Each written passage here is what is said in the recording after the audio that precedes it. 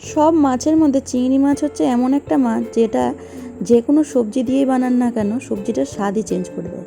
তো আজকে আমি এই ঝিঙা দিয়ে চিংড়ি মাছের একটা রেসিপি রান্না করব, যেটা এতই সহজ কিন্তু এত টেস্টি যে বলার নেই। তো তার জন্য আমাদেরকে ঝিঙাগুলোকে এইভাবে কুচো কুচো করে নিতে হবে। তারপরে কড়াইয়ে সরষের তেল গরম করে তাতে কালো জিরা আর কাঁচা লঙ্কা ফোড়ন দিতে হবে। ফোড়ন দিয়ে তার মধ্যে যে ঝিঙাগুলো আমি কেটে রেখেছিলাম সেই ঝিঙাগুলোকে ভালো করে ধুয়ে অ্যাড করে দিতে হবে।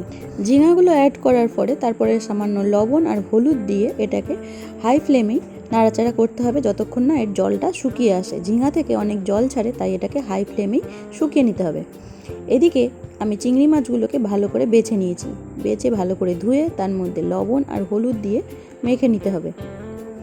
এদিকে আমার ঝিঙাটা যখন কষে আসবে, হালকা হালকা শুকিয়ে যাবে, তারপরে আমি এর মধ্যে পোস্ত আর কাঁচা লঙ্কা বাটা অ্যাড করে দিব। এটা আপনারা এইভাবে নিরামিষ ঝিঙা পোস্ত নামিয়ে ফেলতে পারেন, যেটা নিরামিষ রেসিপি একদম সম্পূর্ণ। সামান্য একটু আমি চিনি অ্যাড করেছি।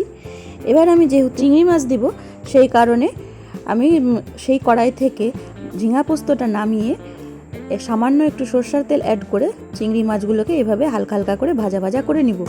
যখন আমার লাল লাল করে চিংড়িগুলো ভাজা হয়ে যাবে, সেই ঝিঙা পোস্তটা এর মধ্যে অ্যাড করে দিব। বাস, আমাদের এই ঝিঙা পোস্ত দিয়ে চিংড়ির রেসিপি রেডি। যদি আপনাদের এই রেসিপিটা ভালো লাগে অবশ্যই লাইক, সাবস্ক্রাইব অ্যান্ড শেয়ার করে দেবেন। আবার দেখা হবে নতুন কোনো রেসিপির সঙ্গে। টাটা।